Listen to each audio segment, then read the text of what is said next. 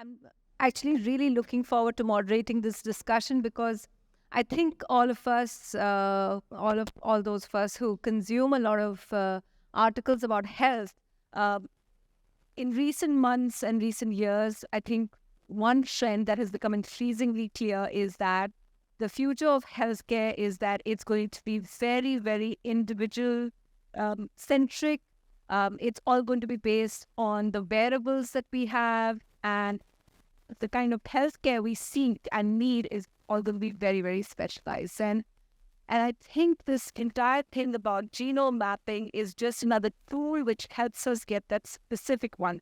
For instance, I think it was one of these Time magazine articles which I read, which basically said that in the future, you're not just going to need to go see a doctor every now and then. You're basically going to need to go see someone who's just going to look at your diet and tell you exactly what your body needs. And so anyway, this is really fascinating. So I'm so glad, I'm sure all of you are as well, that we've got all these experts over here to just tell us how this trend of gene mapping can help us. So, Anu, thanks so much. I just want to start with you. I think what fascinated me when I kind of went about your website was that, this clever thing that you've done that, we all in India know about the Janam Patri, and you've obviously done a take on that, and then the Genome Patri. So, first of all, I know you have these kits, which, is basically the basis of finding out what each of us, our gene thing is going to be like.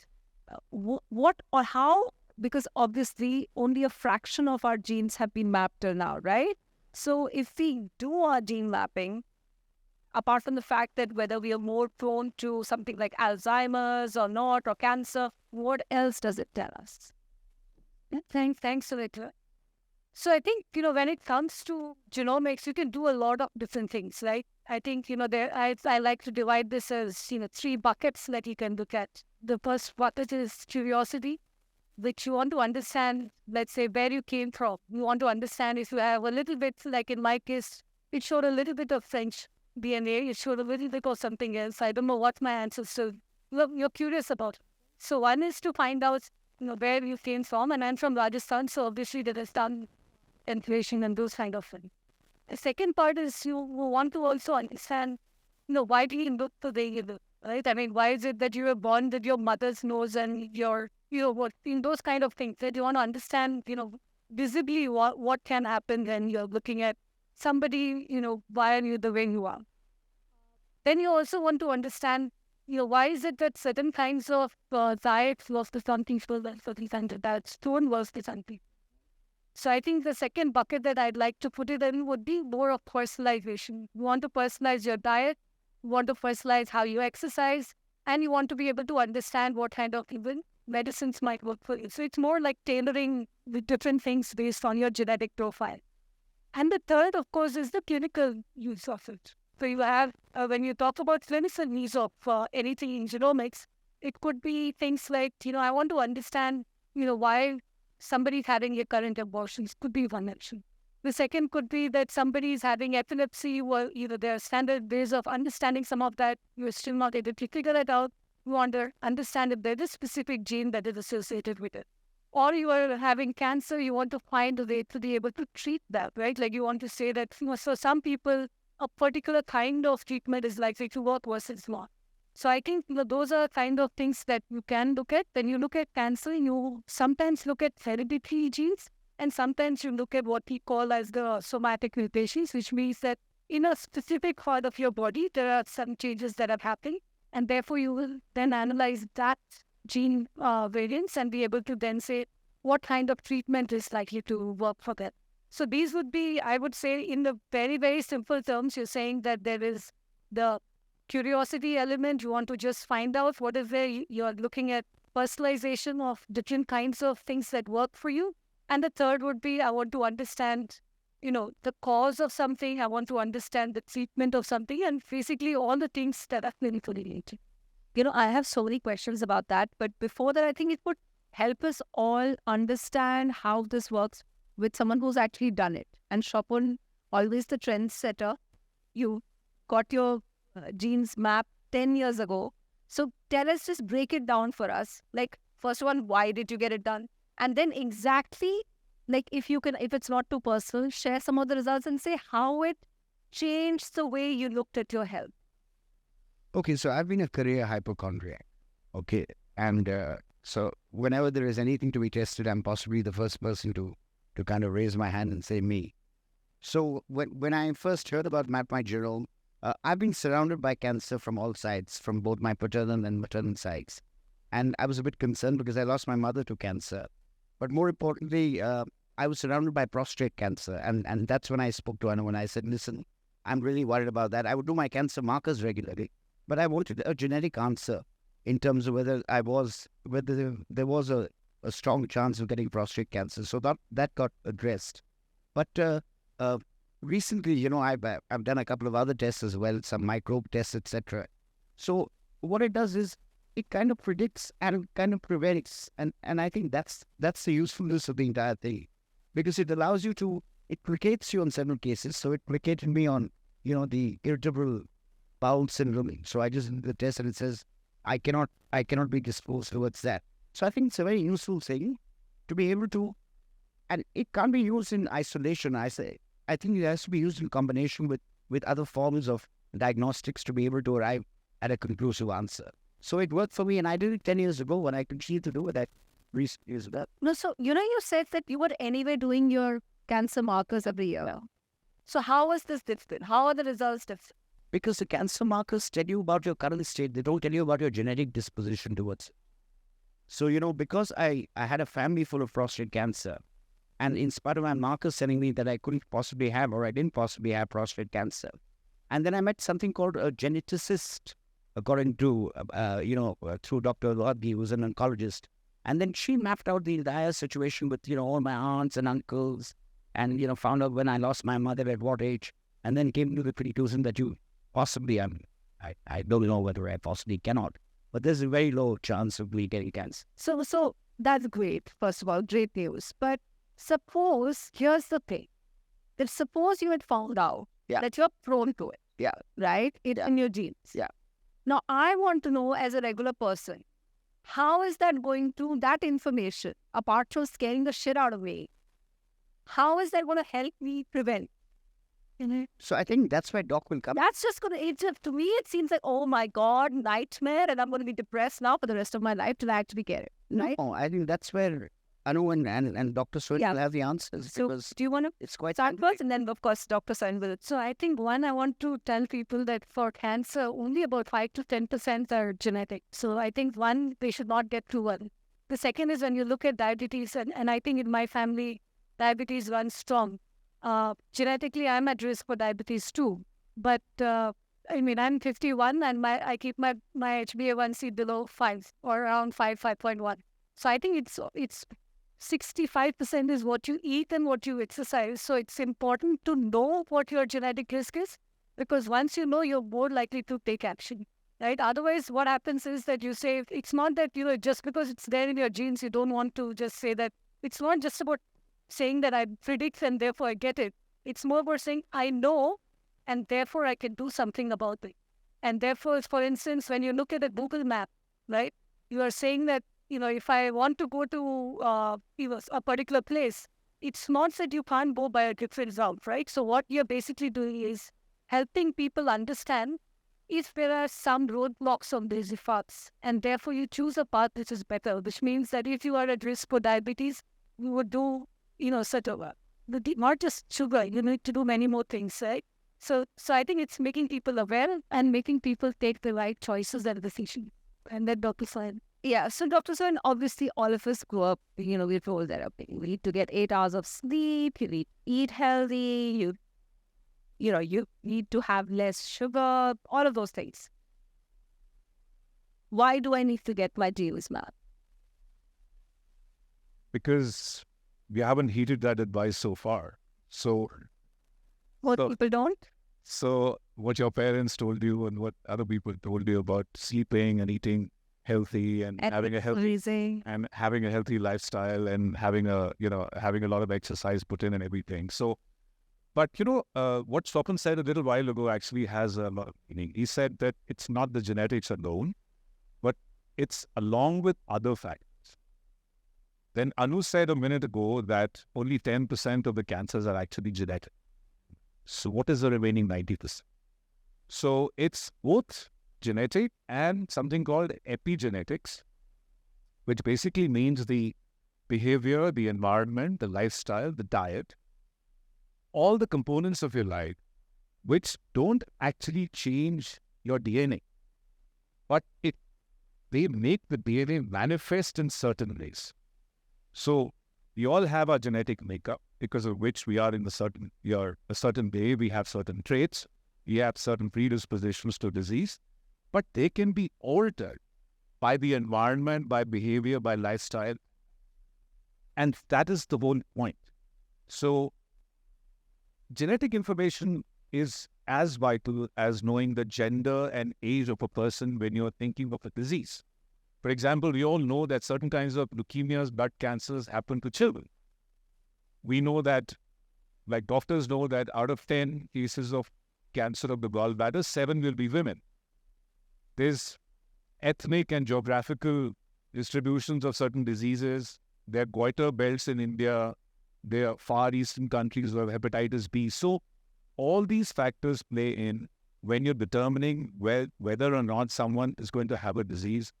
And genetic factors also make a very important component of determining whether someone will have a given disease or not.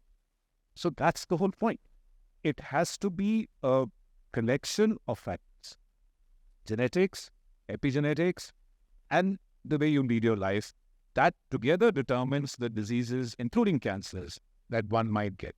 Now, you asked a little while ago, if you know that you have certain genetic tendencies to develop a kind of a cancer, and apart from being scared, what else are you going to do? One is to change your lifestyle, like Anu just said. The other is you can test for markers, which are known.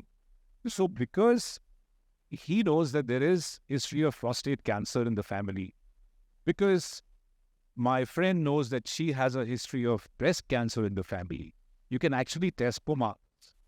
So that's what you can do. Like, for example, breast cancer has certain markers like BRCA1 and 2, which if someone has, and they are like 50% to 75% chances are that women who have one of those factors will eventually develop breast cancer in their life, which is a very high likelihood. That's the one that Angelina Jolie found out, and she got a mastectomy, right? I know my celebrity gossip. That's way over the top. She went for bilateral mastectomy, but you can do slightly less. You can have regular mammograms, and you can have breast examination self and by physician. So what I'm saying is, once you know, you can do a lot of stuff so that it gets detected early and gets treated early. Okay. You may not be able to prevent it completely. Yeah. But with some behavioral and lifestyle changes, you can actually prevent bad things from happening. I have another follow-up question to what you said. You said that not just that it can also determine what kind of medication or what kind of treatment. Can you just elaborate on that? Because I thought that, if you have a particular disease, whether it's diabetes or whether it's cancer, there are only, I didn't know that your genetic makeup could also determine the treatment. Absolutely. Actually, it does quite a bit. So I think when you look at most medications, I think if you take an average cancer drug, 75% of the people don't respond properly to any average cancer drug, right? When you look at most common medications like your metformin and your clopidogrel also, there's about 30% chance that they won't work. And my own mom, for her, metformin didn't work. We had to change her medication. So I think this is now becoming quite standard practice. We've also seen... So your genes tell you what medication is going to work for you? Yeah. So you can see whether you are likely... So there are two aspects of it. One is that the medicine's dosage needs to be changed. And the second is whether it's likely to be more toxic for you. I think Dr. Soin can tell you whether there'll be more... It'll go to the liver and what will happen to it. Yeah, so we'll come back to that. But Swapan, I wanted to ask you, there are concerns as well, right? There are lots of people internationally who say that, look, there are ethical issues with some of this. And in the sense that, should it be something that couples, if they plan to have children, that they should be doing, or before getting married, should they be doing this? Where do you stand on that? Well, absolutely. I mean, there's enough. But you can't, There's enough empirical. judge. You can't decide who you're going to fall in love with depending on. Let me not check out a genetic makeup. But think about it. Think about it. Conventionally, we've been told you should never get married to your cousin. Right. Okay, because there is some genetic gocha or ghapla there, or so what is being told. So I think it's just a roadmap. It's just a hedge fund at the end of the day. So it just allows you to hedge your bets in terms of whether you will get any particular disease or not. But I just want to share something which is a bit shocking, and it's a bit I'm digressing, so forgive me for that. But on June 17th, there was a full-page report on the fact that the largest victims of colorectal cancer were kids between the age of 15 to 35. Now, you genetically might not be disposed towards getting that cancer, but that cancer comes from processed foods and a sedentary lifestyle. So I'm saying that it is indicative in certain cases. In some cases, it probably doesn't even tell you what's coming at you. But it's a nice thing to get done purely because it just protects you and keeps you well informed. Map My Genome has taken it further. It can actually tell you what kind of skin products you are good with and what you aren't good with as well. So that is a wonderful indication as well. So it's it's not that I'm allergic to sulfur, but I might have certain genetic problems even with serum. I might have certain genetic problems with lipsticks and all of that. So it's a good thing to know. I think at the end of the day, all medicine is all about awareness and being prepared and preventive healthcare. I mean, that is really the domain in which all of this operates. So I think it's an important thing to keep at the back of your head. Can I add one thing? Since you asked about, should we do a test before marriage? I think one is you can decide who you fall in love with, but when you want to have a child, you should know what you're getting into, right? So, for instance, I think if you're aware that the two people with the thalassemia carrier or something like that, if you are aware and you want to proceed, it's perfectly fine. But I think for people should be aware that there are many, many different carriers of diseases that is okay to be a carrier, but it is, you should be aware because as a parent, it becomes quite a very different life when you do have a child with a disease that maybe you could have prevented. Dr. Soin, what are because I'm not sure, I've read about some people having ethical issues with it, but what kind of ethical issues could crop up with genome mapping? Or is that now an dated kind of concept? I mean, if it's done within the ambit of medicine or clinical medicine with doctors involved, where you're either seeking out like a complete map, your so-called genome patri, and you just have everything listed, and then they tell you in the report that XYZ disease or condition is this much likely, and then you take precautions. I don't think there's an ethical issue with that. So on the other hand, are you kind of hinting at the fact that if people were to know that they actually turned out to have the gene for, both partners turned out to have the gene for thalassemia, beta thalassemia, which is controlled by a single gene, and then they've already conceived, and whether they're going to actually go ahead and terminate pregnancy on the basis of that again, so there are separate rules for medical termination of pregnancy, so that's not even an ethical issue at this point. So I'm not sure that if, like I said, if it is done with well-intentioned prescriptions by doctors and the reports are reviewed in a logical kind of way. Like you can't get carried away saying that because I got this gene, then I'm 100% going to get this, even though there's no medical evidence for that. So I think that you have to involve the medical fraternity to make sense of this, and that will keep you on the right side of ethics. And is that something that kind of regulation, is the government looking at this? Where do you feel that the Medical Council of India, do they have a stand on it? I'm not sure where this question is going. I'm saying that, in international journals, you read a lot about the fact that, they're concerned, people are addressing it. I don't think that kind of a debate is there in India in any case. No, so I think... What have you encountered this? So globally, I think there are two regulations, right? One is that you need a genetic counselor, which is what we do, right? So you need to have a genetic counselor or a medical doctor who can explain these results to you. I think once you do that, you're okay. In things like, let's say, beauty or fitness or nutrition, those are mostly, they are okay to be a completely direct to consumer. For anything that involves like a risk of a particular disease, or you're looking at better certain medicinal work, that all needs either a medical doctor or a genetic counselor. So same. I mean, if you're doing it with good medical advice, then it's, I think, going to be okay. But you can't act on your own. A layperson getting some genomic stuff done and then making decisions on their own is probably not acceptable.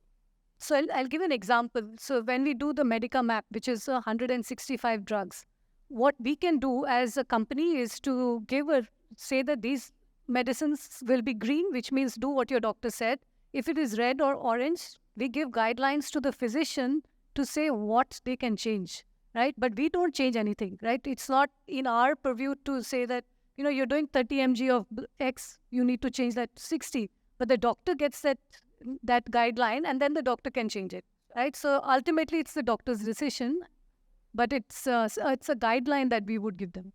It's like a drunk using a lamppost, either for support or for illumination.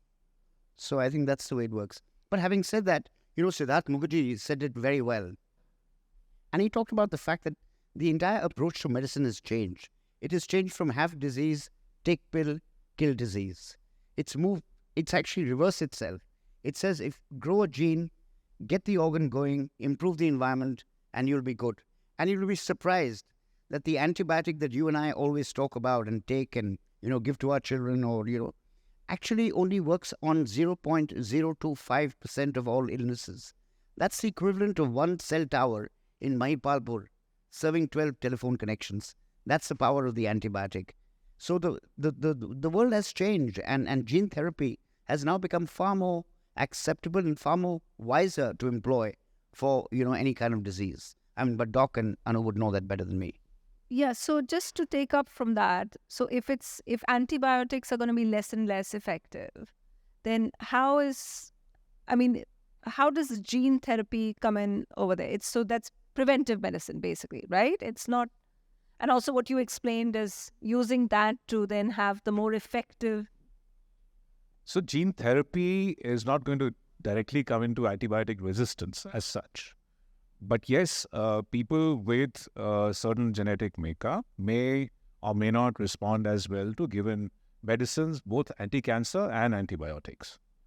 But gene therapy is specifically meant for people who have single gene alterations resulting in disease.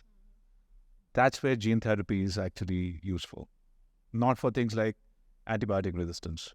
Antibiotic resistance is more like it's a diagnostic thing that if you have a certain genetic profile, you're more likely to be resistant to some antibiotics. The question that you got a lot on Twitter about alcohol resistance, does gene therapy play a part in any of that? Especially because we're sitting very close to a bar. Everybody I know would give an arm and a leg to know what gene they should have so that they can tolerate alcohol better, right? But there isn't a gene like that, actually. But there are at least 3 genetic mutations, and I would not leave you with names because you won't remember them, which make it more likely for a person to become dependent on alcohol, and also make it more likely that their liver or other organs will be damaged by the same amount of alcohol if they have that gene, let's say, variation compared to someone who does not. So there are 3 labeled gene mutations where people are much more likely to get alcohol-related damage and also non-alcoholic fatty liver disease, which is the recent scourge, causing 40% of liver failure that I see. So yes, there are genetic predispositions to both those conditions. That's amazing. So people who have those 3 genes, they could have one or more. So they should, basically if they get their gene map and they come to you, you would basically tell them stay away from alcohol. So Sunetra, it's not one-to-one relationship. They're more likely. Right. If you don't have that gene mutation, your likelihood of getting, let's say, drunk and having a bad liver disease with alcohol may be 5%, and if I have that gene mutation, mine may be 10%, but it's not like 100%. Right. I think it also depends on how much alcohol you have. So if you have crossed the amount of alcohol, you're more likely to become dependent on that. Right. I'm sure other people have questions, and we'll open up the floor. Right, Swapan? Should we do that? Yeah. Okay. Yeah. Just one question I want to ask you. On your website, you say that this can also be used effectively in order to look at and alter your life insurance and health insurance and all of that. Could you explain that a bit about the premiums and things like that? If you show them, I mean, is this something that insurance companies are now looking at? No, insurance companies definitely can look at it, but I'll tell a couple of things that I think we had been discussing, and I think one was that of epigenetics and the other was that of what your gut says. Yeah. Right. And I think we all say that our gut feeling and so on. But now I think two things I wanted to mention. One was that you can actually understand what kind of microbes are there in your stomach, which is what Swapan was telling, that you can say that, what kind of bacteria do you have, what viruses and so on. And then those are then correlated to disease. So basically it shows whatever you're eating, whatever your environment is, part of that is visible in your gut. The second thing, and I think Dr. Soin mentioned the epigenetics, so the methylation. Now, what is interesting is that earlier we would say that, eat healthy, do exercise and all that, but you couldn't really quantify that, right? You couldn't say that, just because I've done that, you can't really see it. But now you can, right? So you can actually start measuring your biological age. You can start seeing if your methylation is high, what is going on. And so I think today, in a few years, you'll start seeing that. And we've started also using AI to sort of connect these dots together. And I think when you do that, you're starting to see that when you take all this information together, you can actually start to get a real guide saying, your health is today X and you can go to 2X or better than that, right? So I think those are the changes that are happening in genomics. And I think that's what is most fascinating. The coolest guy in the room is Abhishek there. And just the other day, he sent me a paper on genetics and what you eat and how you must eat. So I'm sure we should get his perspective on the point that Anu was making. Can I make a couple of comments before we throw the floor open for questions? I like the reference to artificial intelligence, and of course it's a much used and abused term. Well, actually, just drawing on the earlier part of the conversation where we said that it's not genetics alone. So what ideally needs to be done is you throw in all the data of millions of people with their genetic profiles, with their habits, with their lifestyle, and age, gender, geography. And then you will, once this so-called AI model has enough information and data, then you'll actually get an output which will tell you for each individual how likely you are to get a particular problem. And that problem has got to be solved by an AI model. And it's not the AI model that we all know. You can teach a computer to play chess or Sudoku or, drive a car. Those things are narrow tasks. What's going to be necessary to do this is something we call generalist AI, which means you give in all kinds of information and the AI program is not supposed to carry out a specific task. Aided with all the information it has in form of pictures, images, texts, genetic profiles, whatever, it can actually give new perspectives on people having that particular kind of disease. And that is where all the chat GPTs and the Gatos of the world are actually going. So this is very different from feeding in 30 fields and getting a narrow job done. Like diagnosing a little patch on X-ray, that's narrow. A generalist view on how likely is Dr. Soin to get X cancer by giving all the information I have based on the previous data that AI model has, that is general information. That is where we are heading, and that's when you'll have precise answers. Great. So, questions? Yeah. And also my voice I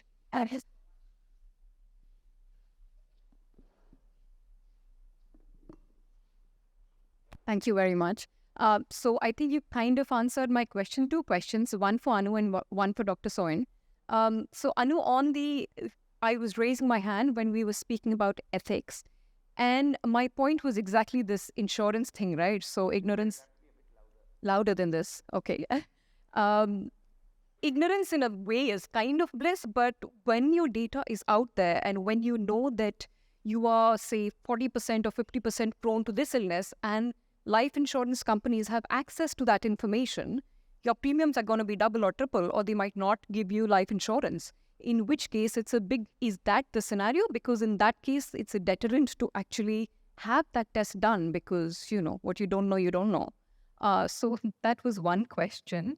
And the second question to Dr. Soin, and it hits a little close home because my father, he suffers from rheumatoid arthritis, and we actually did the Medicamap, the medical test, which checks for 165 Indian drugs. Of course, I put 50 of my own. They said, "Hum, I'm dal dengi 50 mein." I said, "Dal dengi." We can do 25. I said, "No, 240." So anyway, we're doing some 200 drugs or something, including a few supplements. So I don't know what comes out of that. But my question was slightly different. In terms of the quality of drugs, like my father's been on 2 medicines over the past 10 years, methotrexate and leflunomide. So leflunomide worked for a few years. It stopped working.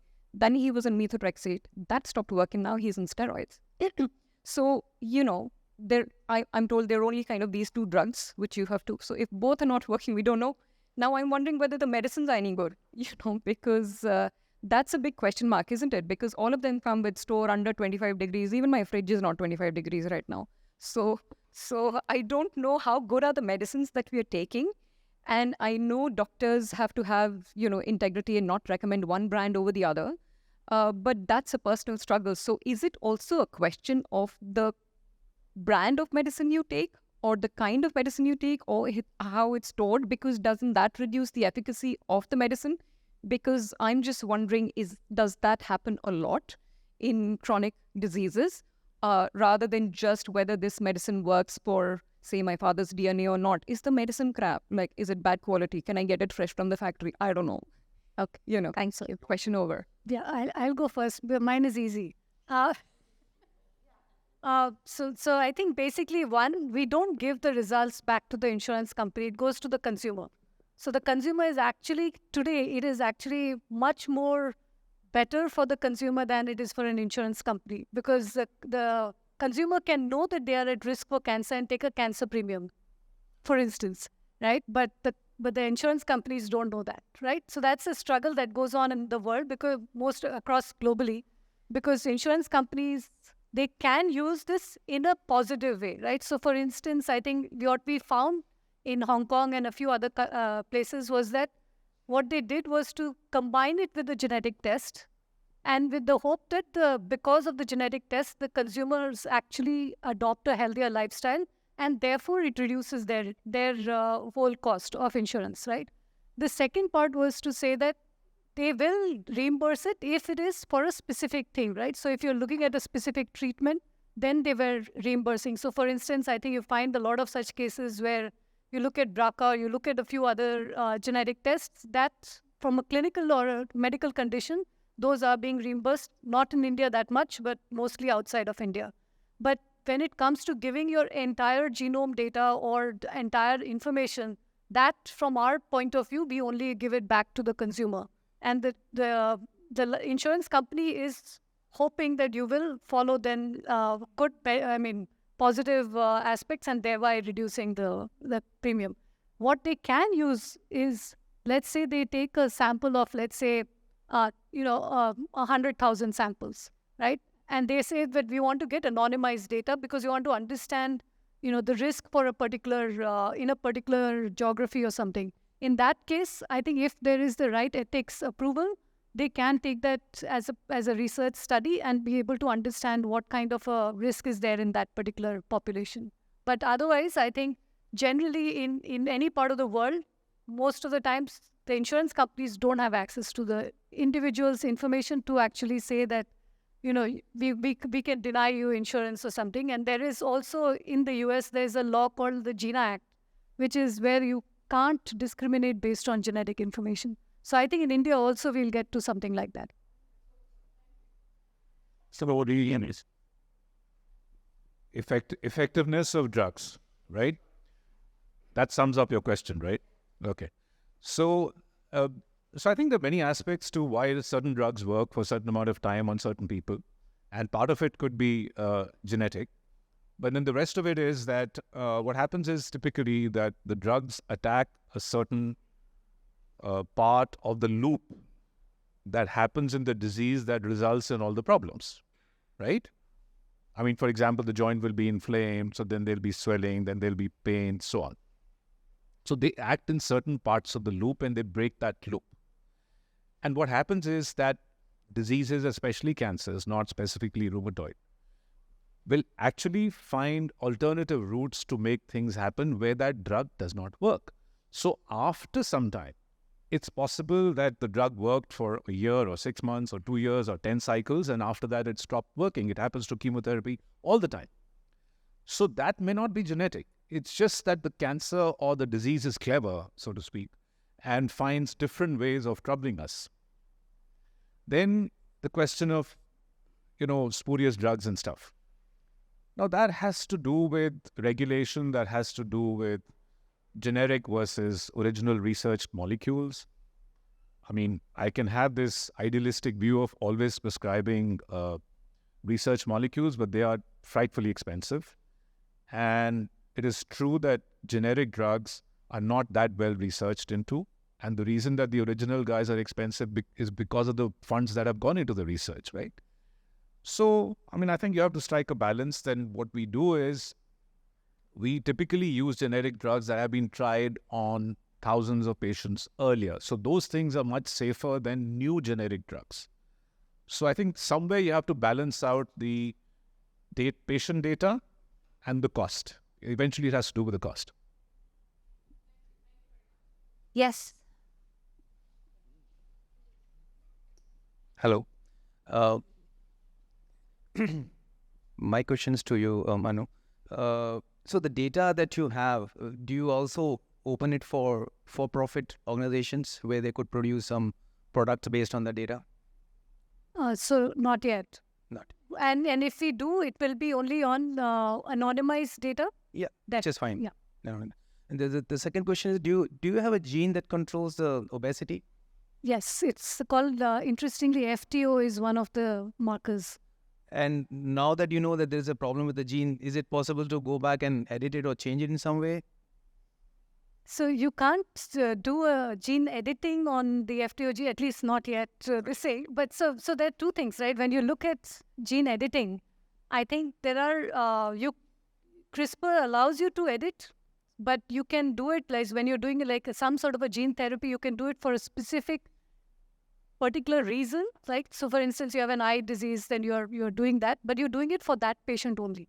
You're not actually passing it on to the next generation, which is technically is possible to be able to change it at the embryo level, but that is not legal, right? So there were twins born in China, but I think CRISPR is for embryos is not legally. Thank you. Any other questions? Did you want to? Yeah. Do you want to give him the mic? Yeah, actually, my question is to Dr. Soin and Anuradha both. The challenge that I see in gene testing actually is probably far more progressive. We right now don't even test basic things. I'll give you an example. For a heart disease, it's kind of pretty well known that there's a marker called LPA and LPB, and it costs 1,000 rupees, but no doctors prescribe it, and it's never tested for most people. So the question really is that do you work with a lot with the existing doctors for you? And B, if you don't, how can you kind of work together that the messaging goes out? Because gene testing otherwise will always remain elitist. And, we talked about AI and all. Unless you have data, there's nothing that we are going to be able to come out with. And, the price points will always be higher. So the fundamental issue seemed to be that, the various branches don't talk to each other.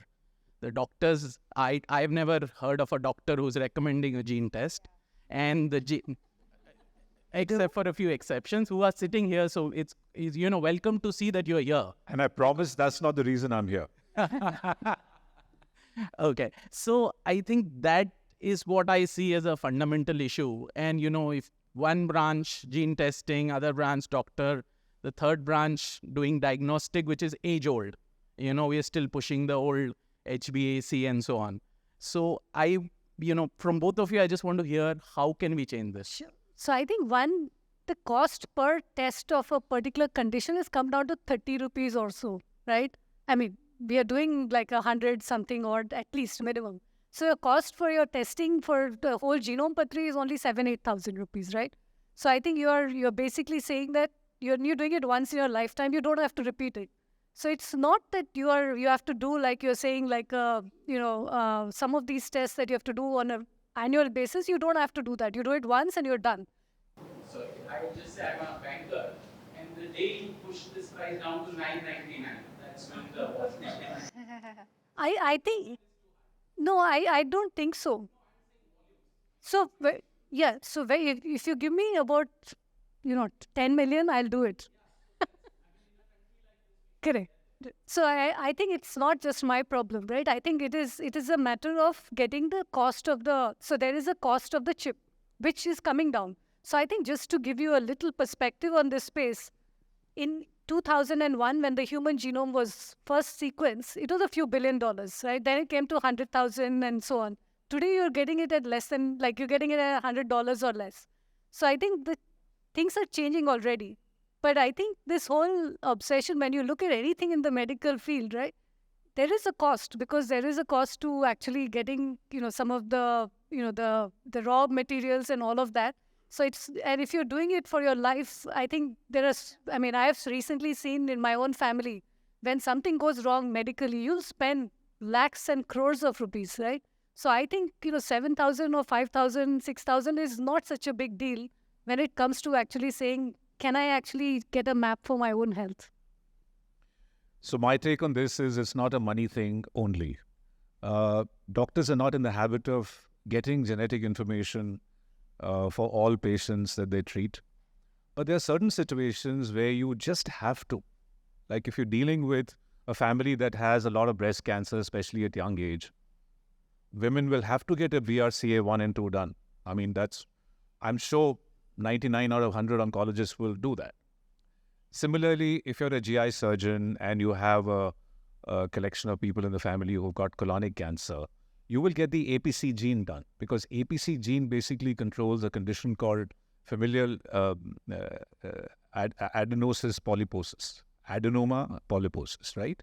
So FAP or APC is basically like a genetic or a hereditary predisposition, both genetic and hereditary predisposition to developing colonic cancer. So there are many other diseases in children, Wilson's disease, even sickle cell disease. If there is a collection of people in the families, you have to get those tests done.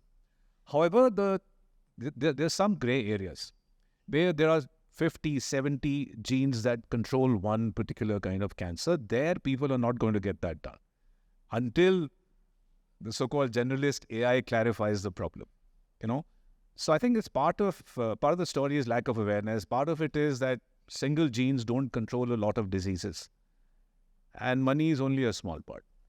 So I think Namshik's point is that I don't think doctors and providers of solutions like the one that Anu provides are talking very often to each other, and that is true of not just genome testing. It's true of liquid biopsies. It's true of a bunch of other things. And once people start talking to each other, the costs will come down. So actually, doctors are now being I've seen this for the last 10 years since Map My Genome. I think we're seeing a big change, right? Both in terms of what consumers think about genetic testing, but also doctors.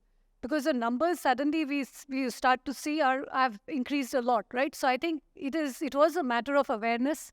And it was, of course, a matter of cost as well, right? But it is more to do with the fact that I think we wanted to provide value for medical professionals. I think they will start doing it. Because if it helps in their decision-making, they do.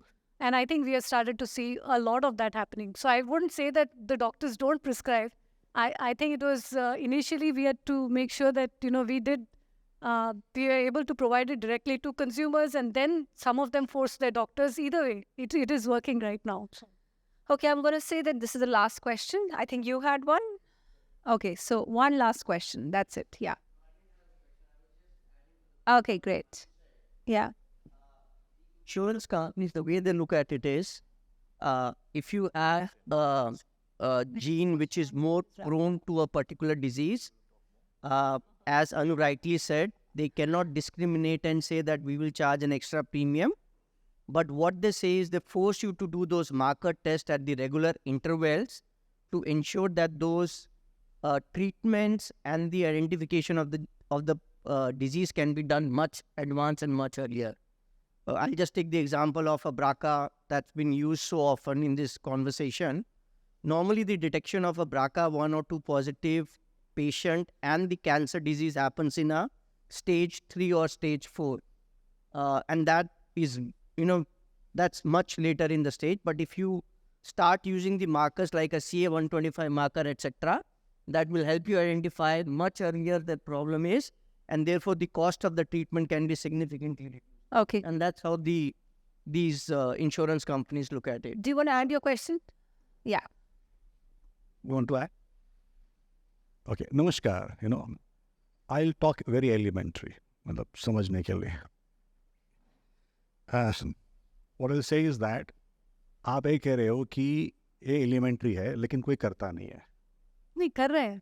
आपने नहीं कर. मैं दो कर चुका हूँ. Let me tell you that मैं 2 कर चुका हूँ. लेकिन मैं जनरल जनता की बात कर रहा हूँ. और ये लग्जरी लगता है, genomics, it looks like a luxury seems. तो in that case, so what is the basic thing, कि हर एक जो यहाँ बैठा हुआ है, हम सबको कौन सा टेस्ट करना चाहिए, कितना करना चाहिए. जैसा आपने कहा कि 165 टेस्ट है जो मेरे को मेरे मेडिसिन के लिए कर सकता है. In that way, what are the things which all of us in this room or outside should do? That is one. 2, at what age? Early 20s, mid 30s, and at what stages everyone should karna chahiye. That is where the 2 things, because awareness is one thing, because we are that 1% crowd who knows everything and does everything. But how does it can make life easier? Because I have had cases wherein cancer is like just like it, in the family, outside, living with that, and a lot of other things which is happening per se. So how do we make genome testing as a friend in the journey and get to the curative one as compared to not curative, as a preventive one as compared to the curative one? Thank you. So I think, one is that, we have sort of created these things saying, do you want to live longer, right? If that is the thing, then maybe you should do genome patri plus a gut microbiome, because that makes it easier for you to look at both what is going on in your gut, but also understand what your risk is, and therefore create a whole roadmap for that. And typically we find that people who are in that age group of maybe 25 and above are the ones who are doing that. The second could be that I want to look better, right? Then we are normally saying you do a beauty map, and you do, maybe if you want to do a gut microbiome also, you do that. And that typically starts at teenage years. Or if they are interested more in fitness and doing things like that, then we recommend a test called MyFitGene. So for people who are clinical, I think there it's very clear, because your doctor would normally write that prescription and say that this is the kind of test you need to do, whether you want to do a whole exome sequencing or you want to do a medical map and so on. For people who are older, typically and are on at least 2 medications, then I think it's better that they would also do a medical map with that, which is basically saying you're looking at 165 drugs along with the genome patri, because that's going to help you quite significantly. So I think the only challenge with the gut microbiome is that it is still a little bit more expensive than the others, and it changes. So your gut will change on a regular basis. So you'll have to do at least 2 of those to be able to understand if you have changed your diet, for instance, what that diet has done in terms of how does your actual outlook look like after that. So for instance, I think when I did my test on a normal times, it showed that everything looks great. When I did it during Diwali and I'd eaten a bit too many mithais, I think it started showing you have an unstable microbiome, and therefore you actually could make some changes about that. So I think The third thing that we are going to introduce soon would, for the longevity part, would be the epigenetics, which is to say that can we understand what your biological age today is versus your current actual chronological age. And I think we'll also show what kind of, how much methylation has happened, and therefore you can make those changes. So I think it depends on the individual. So I think look better, feel better, live longer, or just curious, then you would normally do a heritage and be able to understand that. So I hope that was... I think, sorry, we just have to wrap that up now. Do you have any last thoughts that you want to speak about, Swapan? No. That's all right. Well, they're both, good thing is that Dr. Soin is on Twitter and he's very, very active. That's how I know him as well. He's full of anecdotes and all of that. And I know if people have questions, they could just log on to your website and ask you questions. On Twitter as well, yeah. I'm on all social media. Great. So thanks for all the great questions. And I really enjoyed the discussion. Thank you all. Thank you, Sunetra.